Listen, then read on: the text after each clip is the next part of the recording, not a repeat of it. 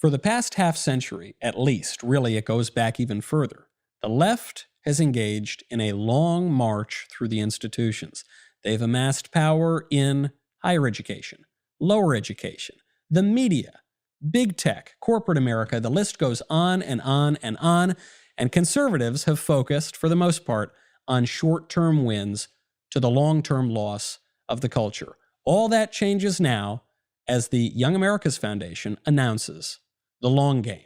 This is Verdict with Ted Cruz.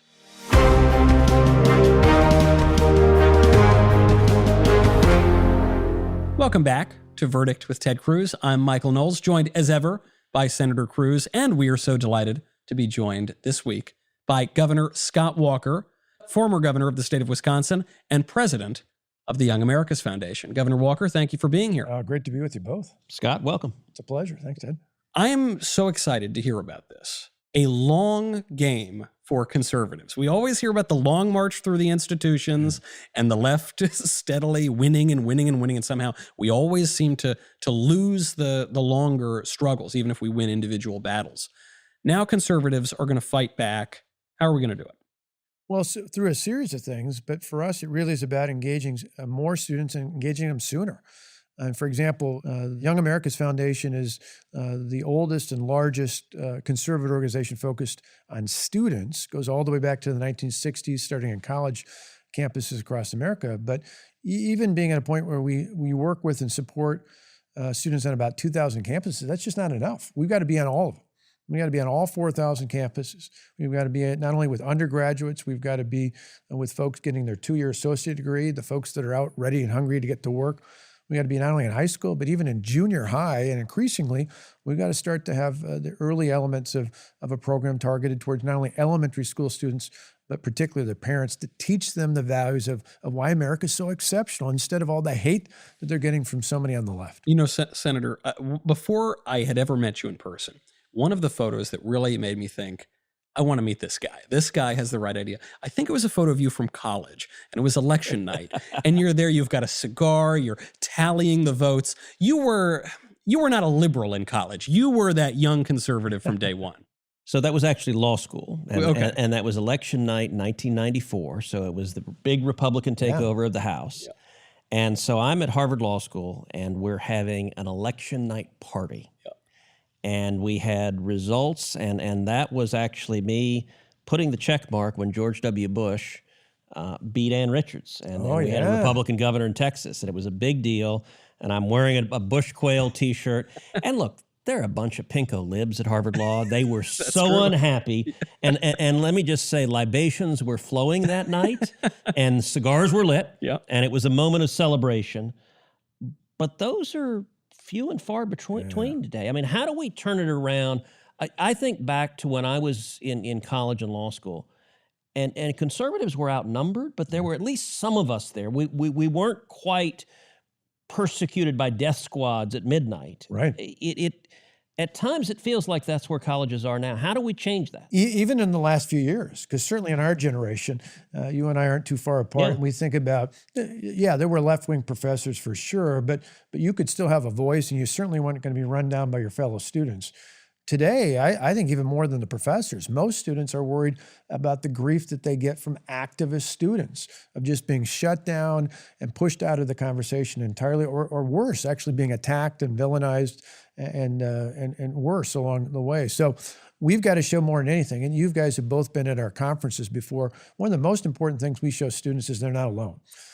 And so for the students that are there, it's great. Ron Robinson, the longtime leader of Young America's Foundation, did a great job running a program that was really well fitted for the students who came to our program, to let them know they weren't alone. We just got to reach more. Yeah. And that means breaking down the barriers. Part of it means in the Legal Route Center, you know about this, fighting the battle in terms of free speech and changing the rules. We've had big victories even at UC Berkeley, where we shut down the program where they all but made it impossible for a conservative speaker to come up on campus.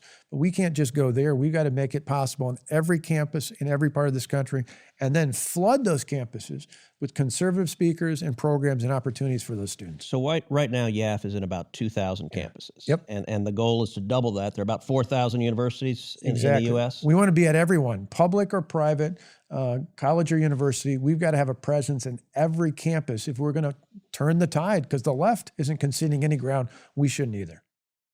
Well, and so much of what's missing on the right is storytelling and humor and having fun. And I think there's a huge opportunity right now because the left is so unfun. They're so serious, and I mean, it's almost like Handmaid's Tale. And I actually haven't watched Handmaid's Tale, but it seems like a bunch of Puritans trying to control every aspect of your life. You must conform or you will be silenced.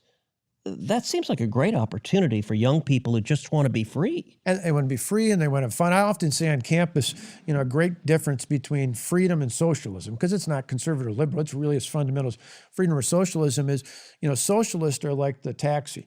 Where taxis are in cities with where they want to control things. They tell the taxi what they can do, when they can do it, big fee involved, and they usually box everybody else out. That's because in those cities, just like in socialist countries, they tell you what to do, when to do it, and how to do it because they believe in the government. I said, those of us who believe in freedom, we're like Uber or Lyft. Uber or Lyft just cares about getting the passenger and driver from point A to point B safely.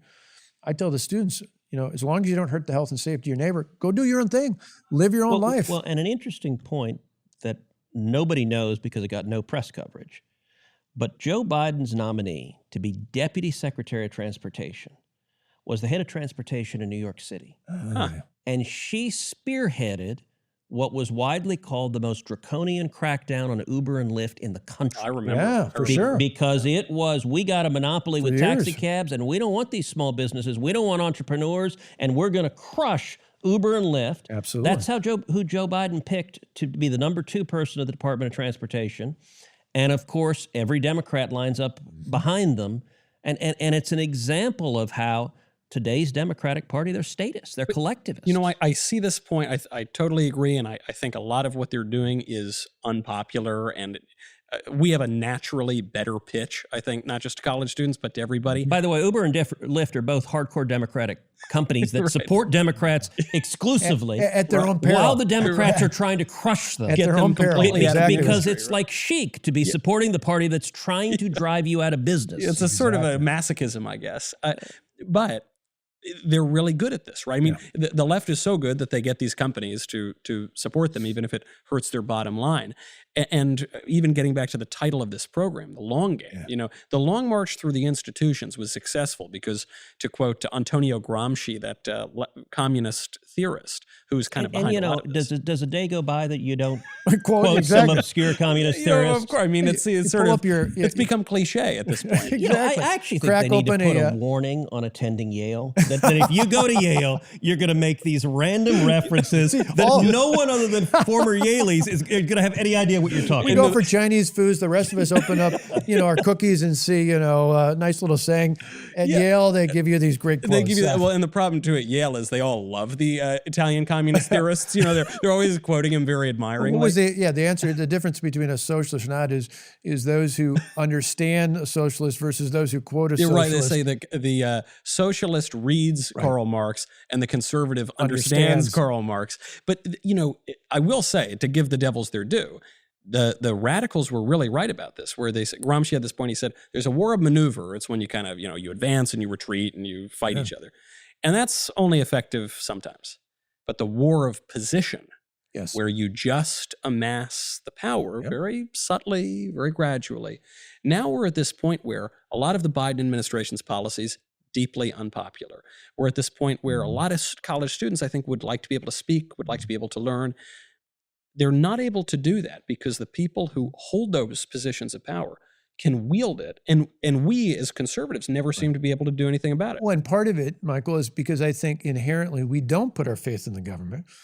So we win elections, do what we say we're going to do, or at least those of us who are successful are, and then move on to the rest of our lives. The left, everything they do is about power. Even this latest political power move. That's the first bill in the House is all about power. All these things are about power. Yeah. So you can see why their whole life is consumed with it. The wake-up call, I think, for those of us, it's not enough just to win the battle. Yeah. We've got to win the battle of the day and the war going ahead. And it's going to take more than just a news cycle, more than a presidential cycle. It really is going to take a long game to get this. Senator, I will speak for you.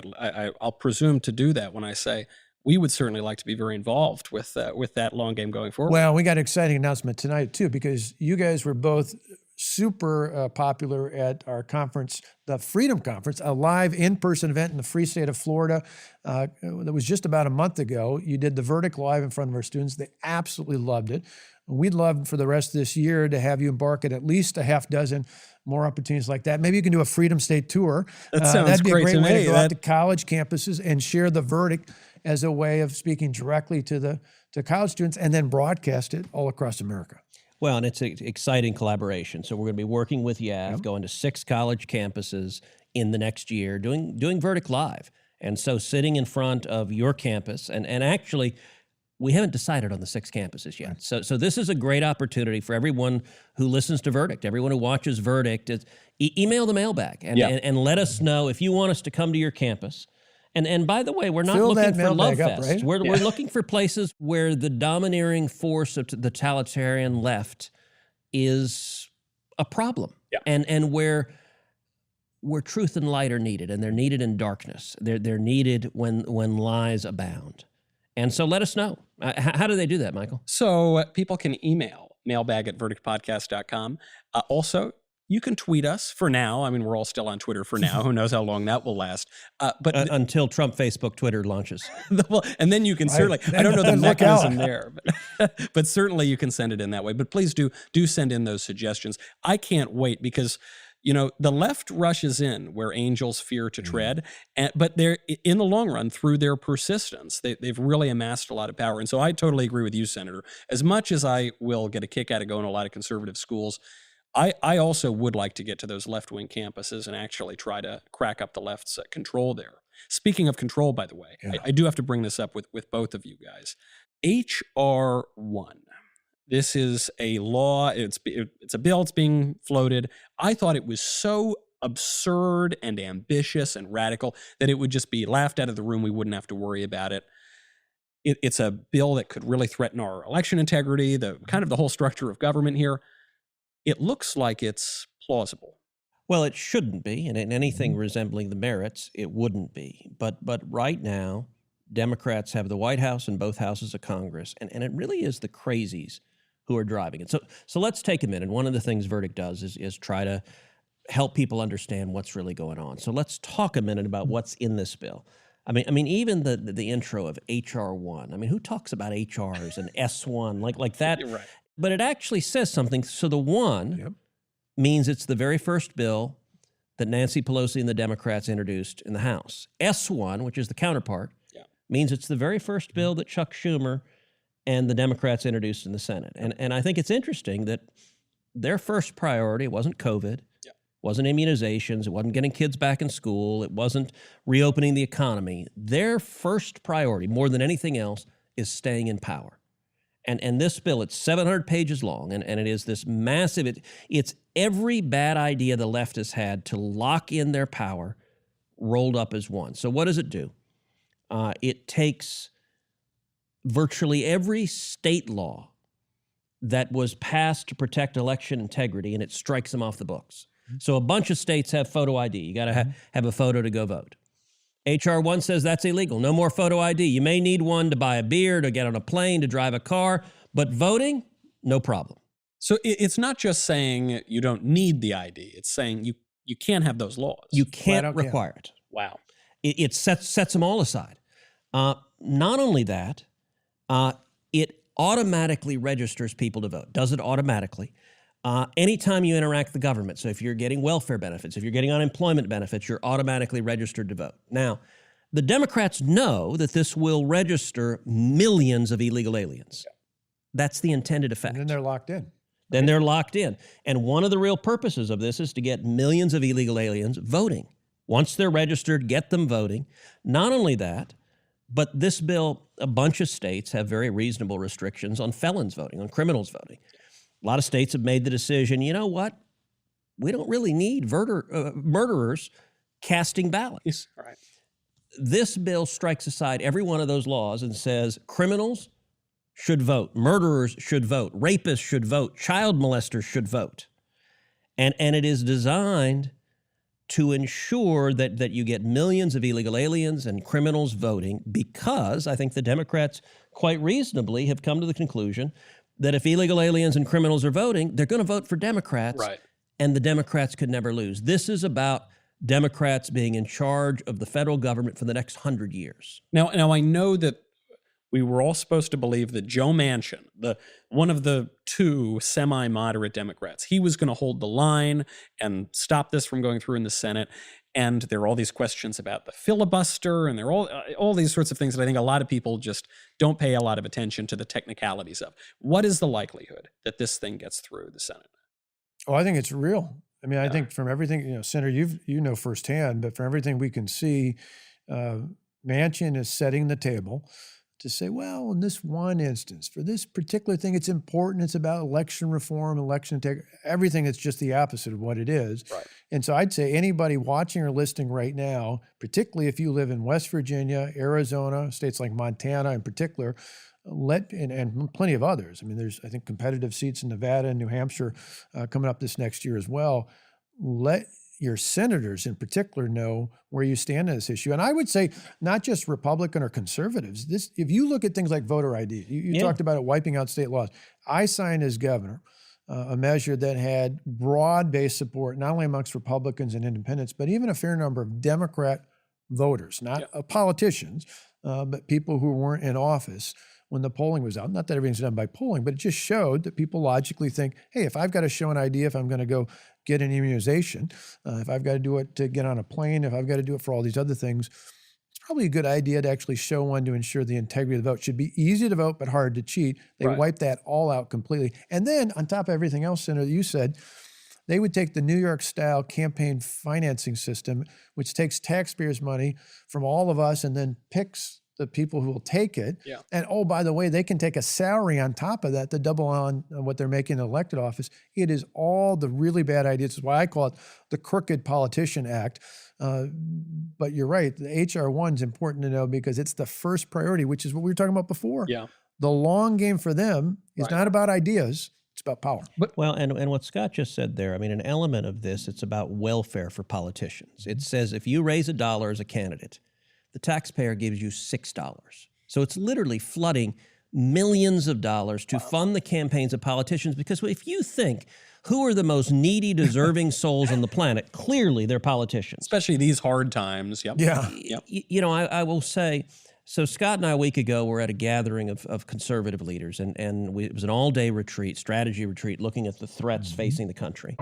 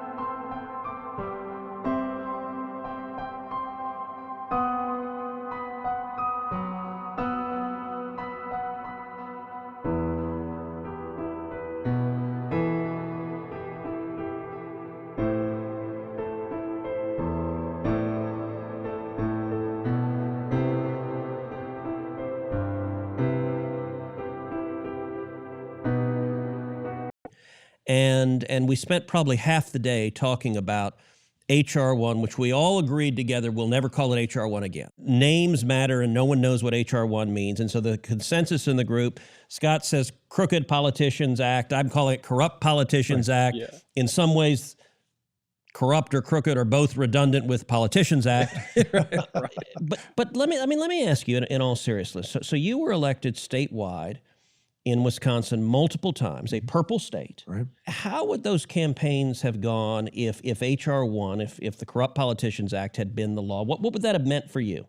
Oh, I think it would have pushed an incredible imbalance. So a shift away so that I don't see a conservative winning, a Republican winning statewide in a state like Wisconsin anytime probably in this next generation, if that law stays intact. So criminals were not a good constituency for you? Exactly. Not at all, particularly considering I didn't do any pardons. Yeah, that's particularly true. But but just all the other mechanics, even the photo ID requirement, which again was fairly universal in support out there. And for all the hype and hysteria about how it was going to diminish the ability of people to vote, we've constantly seen growth. The very reporters that ask about how photo ID taking it away somehow would change voting were the same ones claiming it was going to diminish the vote, then tell you that this was a record turnout in the last presidential election. You know, an interesting follow-up to the meeting we had is that you and I and a number of others went out to try to communicate to the American people. What Biden and the Democrats want to do is ram this through in the dark of night and get it done so fast no one realizes what happened. And so I think there's a real need to educate people about the threats of this. And so following up, I did a whole numbers of conference calls and Zooms with different groups, including ALEC, which, as you know, is a organization of conservative, libertarian, liberty-loving state legislators. And so I wanted the states to know, you know, in every state, states have passed important election integrity laws, all of which their Democratic senators are preparing to repeal. Wipe right out. And so I talked about it. Well, apparently somebody on the call taped the call, which in this line of work you assume is pretty much always happening. Right. And they leaked it to the AP. And so this week, the AP had this breathless story about Cruz says H.R. 1 will let millions of illegal aliens and millions of criminals vote. And the funny thing is, like all these lefties begin attacking it, all the press begins attacking it. Nobody actually refuted the substance. Bingo. They didn't even engage in the substance. They just, oh, what a ridiculous thing. Of course, Democrats don't want to do that.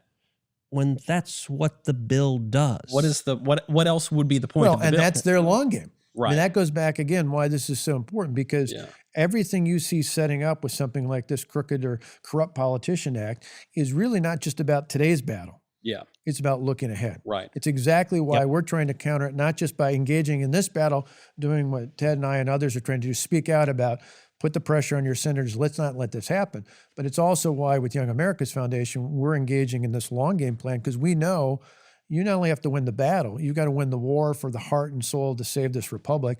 And you don't do that by just doing battle by battle. You've got to have a long game plan going forward, and that's exactly what we're doing. Well, and I do want to hit on this corruption a little bit, because that was the first thing I thought of. I said, is it even legal for members of Congress to be totally grabbing all this power over elections? I thought they weren't supposed to be the ones, you know, figuring out the rules of their own elections. What could go wrong there?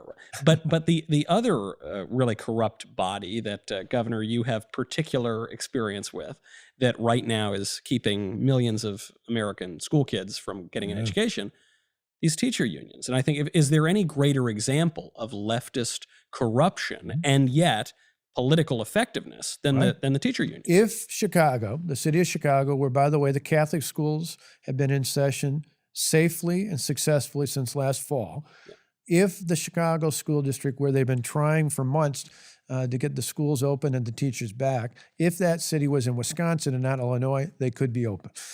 Because our laws, we threw out collective bargaining because of that power.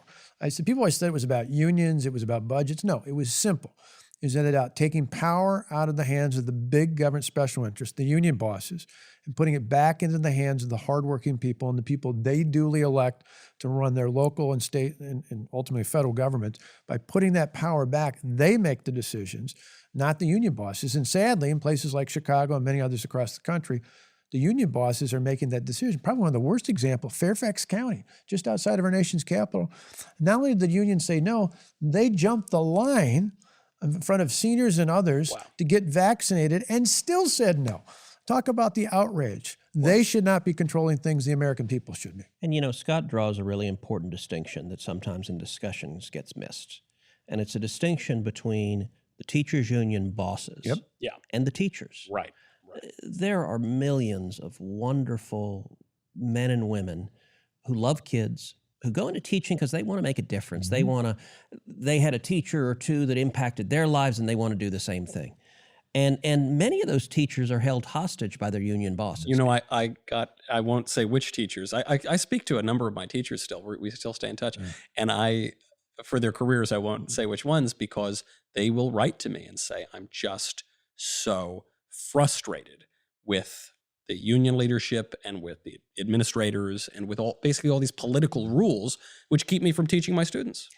So since I outed you as a Yale geek earlier in the show, I will admit, so one teacher I had who made a huge difference in my life was Mrs. Lozier. Now, she was my senior high school English teacher, and a wonderful teacher. And she had a policy that you lost 10 points on a paper if you had a single misspelling. So I still remember senior year, I wrote a paper where I was copying a quote, and the quote included the word verisimilitude. Which that's I hard to even say. It is, and I wrote it on a note card, and I didn't know what verisimilitude meant. Yeah. So when I wrote it on the note card, I misspelled it, and I spelled it instead of VERI similitude, I spelled it VER similitude. And since I didn't know what the word meant when I put it in my paper, I couldn't tell it was misspelled. She took off 10, and I ended up with a 90 on the paper. I still remember to this day. It's the lowest grade he ever got in school. But I never forgot the word. I mean, you want to talk about a teacher making a difference, those 10 points to this day. It's true. And when I was in third grade, I had a speech impediment, so I couldn't even have said that when I was that age. It is funny. There are those moments. I hate to admit it, even myself, but a few of those. Yeah. Even if it's a negative mark, when teachers really care, that's a wonderful thing. And Governor, you did it very well, which is you drew this distinction between crooked union bosses and the teachers who prime example of that. So ironically, it ended up involving my kids, because the year before I was governor, a young woman in Milwaukee, the biggest school district in the state, was named the Outstanding New English Teacher of the Year. But in 2010, people forget, Democrats in my state had cut, because the federal government cut aid, the economy was in shambles. Democrats in charge of state government cut aid to local governments, including school districts. So what did they do under the old union contracts? They laid people off. Who was one of the first to be laid off? This woman named Megan Sampson, who had just got the award for being the best new outstanding English teacher. The irony of ironies was, not long after that, the Wauwatosa School District, which is where my kids were at, picked her up as a teacher. She ended up teaching my kids in high school and was a fabulous English teacher. Yeah. I don't know where her politics are at. Probably wants to be out of the limelight, but it was a prime example of that school district used our reforms and was able to hire someone as exceptional as she was to benefit my kids and all the other kids at that school. Those are the people we're trying to protect, and the students along with them. The union is not looking out for them. They're looking out for what's best for the union bosses and for getting their money. Well, and you think about where we are right now. So COVID and the COVID lockdown started a year ago. Yeah. We were told a year ago, flatten the curve. It's just going to be a couple of weeks and then it'll all be over. Right now today, only 40% of school kids across the country are in-person school 5 days a week. I mean, that's staggering. More than half of the school kids in America are not in school. They're doing virtual school. Look, with our girls, they're 10 and 12 now. Virtual school was really hard. Our girls, thankfully, are back in person now. But it's amazing what the union bosses are doing, that their argument is many of them are saying, give us the vaccinations. Many of them have gotten the vaccinations. Great. I think absolutely teachers should get vaccinated. Give us the vaccinations, and we're still not going to teach. Right. And the union bosses are just... Wait a second. And you look at what is happening now. Kids across the country for a year have been falling behind in reading, writing, arithmetic. And I got to say, Democrats don't seem to care. That should be the eye-opener. In this whole debate, not just in the battle of the moment, but long-term, particularly amongst blue-collar working households, where I think that's a huge distinction, where if mom and dad both have to work, particularly if they got younger kids, and you got grandma and grandpa who might otherwise have watched the kids, but they can't because they're worried about being, adversely affected by exposure. So where do they go? What do they do? I had a cabinet member of mine who, after our terms were up, went and ran a United Community Center, which includes one of the biggest predominantly Hispanic student populations in the state of Wisconsin. And I remember last summer having breakfast with her, asking about how things were and if she was going to reopen the school then. And she said, I have no choice. I have to. These families will lose their mortgage. Yep. They will be kicked out into the street if they don't go to work, and they can't go to work if their kids aren't in school. I think that's going to be the eye-opener, not only in the terms of, I think it completely reshapes the debate over whether or not we trust parents enough to give them the money that's otherwise controlled by the government to go pick the school that's right for their son or daughter, whether it's in person or virtual, whether it's government run or not. But I also think the other thing you saw in all this was so many of the schools, even when they were virtual, would prohibit parents from watching what they were teaching. That should be another red flag for parents all across America, that you need to engage even in the elementary school ages, because what they're teaching you is not what they taught us, and it's not right for your kids. So let me tell a story that kind of brings together several of the themes we've been talking about, which is a couple of weeks ago when we were voting on the $1.9 trillion porculus bill. Yeah. That only 9% of the bill actually was COVID spending for healthcare. 91% of it wasn't. It included tens of billions of dollars for public schools. I introduced an amendment that was focused on this issue we're talking about, which is getting kids back in school. Yeah. And my amendment was a very common sense amendment. It was designed to, what it said is that public schools can get all this money if they open 5 days a week. Right. If they're actually teaching, If they're essential. they can get the money. But if they're not teaching, I didn't touch any of their existing money. So under my amendment, they get every penny of the money they get right now. But my amendment simply says you don't get the new money, the additional tens of billions of dollars. If you aren't open and actually doing your job, instead of that new money going to you to not teach the kids, that money instead goes to the kids and the parents, scholarships up to $10,000 per kid. Because if the kids can't get an education at the school they've got, they got to be able to find an alternative. Absolutely. Now, 3 epilogues to that. Number 1, vote was straight party line. Every Republican supported the amendment. Every Democrat voted no. And so it failed 50-49. The reason it was 50-49, by the way, Dan Sullivan from Alaska had to go, his father-in-law passed, and so he was at a funeral in Alaska. So it would have been 50-50, instead it was 50-49. Every single Democrat was the deciding vote. So in the middle of the vote, and this is where it connects before, you were asking about Joe Manchin at H.R. 1. So I like Joe. We get along. He's a very nice, very affable guy. I came up to Joe and I said, Joe, look, I reminded him of in 2013, my biggest legislative accomplishment was, I'm sorry, not 2013, 2017, when we passed the big tax cut. I introduced the legislation that expanded College 529 savings plans Good stuff. to K through 12 education. It's the biggest school choice bill ever to pass Congress. Manchin voted for it for about 5 minutes. And Chuck Schumer and the Democrats yelled at Manchin, and he went up and flipped his vote. Now, I ended up winning anyway.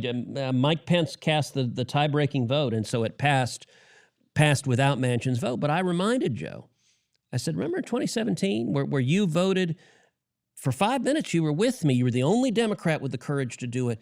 Come on, Joe. There are millions of kids right now, inner city kids, African-American kids, Hispanic kids that are not learning. Right. And he just shook his head and said, I can't do it. I just can't do it. And you could see, I don't know what Schumer has in his office, if it's thumb screws, if it's a medieval rack, but the Democrats are terrified of crossing him, and it failed by a single vote. I'll tell you a final epilogue on that, which is one of every Republican voted for my amendment, including Susan Collins. And it was interesting, Susan had voted against the 529 bill that I passed. And Susan talked to me, and I was gently encouraging her to support it, and she did. And she said to me afterwards, she said, this is the only school choice bill I've ever voted for in my time in the Senate. And I was like, really? And she said, all right, it's limited just now during COVID, during the emergency. I said, yes. She said, okay, I could support it then. Like if your school, that's the game changer. I think that is not just for her. Down, then those kids, if you're not providing the school to them, then you got to give them an option. And I said, look, I'll take it. But it makes the larger point for sure. That's right. It shows the stakes of the whole issue. And what does it say? That none of the Democrats they don't have an answer to these Yeah. kids that are stuck at home. They don't have an answer to the parents whose kids Sure. are not getting educated. Well, because it all circles back. When you look at all of this, sadly so, because for years there were Democrats I didn't agree with in my state, but I respected. You could work on things. But increasingly, it's all about the power. Yeah. And again, I go back to this theme, but it fits with why we're doing the long game, because for them, they have a long-term strategy. They're willing to ride it out, but they will never break from their power structure. Yep. It's all about amassing more power and more power and more power. And the only way they give on any of that if it doesn't affect that. If it does, and with the teachers union, it's such a steady stream because they get those automatic dues. I remember when we had our debate, when we had 100,000 protesters occupy our state capitol, not for hours, but for literally weeks, for nearly a month's time. The bottom line was the union bosses would have thrown away, they would have sold their members out for anything. They would have made them pay 100% of their pension and health care if only they could keep the automatic dues deduction. Yeah, right. We gave those teachers, the good, decent public servants who, you're exactly right, overwhelmingly want to teach kids. They got in for all the right reasons. They love children. They want them to do well. When we gave them the chance whether they could choose whether they wanted to be in a union or not, that's when things went from 100 to a couple thousand to 100,000 protesters, because the national unions could not let that happen. The bosses wanted their money. And this, gentlemen, we'll have to leave it here, but Yeah. it does actually get me quite excited, because we will be able to continue this conversation, not just here in this studio. We will be continuing this conversation on the road, on campuses, talking to real students in real life. And tell us your campus. Tell us where you want Tell us us to come. where you want us to come. You can check out more about the long game at yaf.org/longgame. Very easy URL to remember. And you can catch us on the next episode of Verdict. I'm Michael Knowles. This is Verdict with Ted Cruz.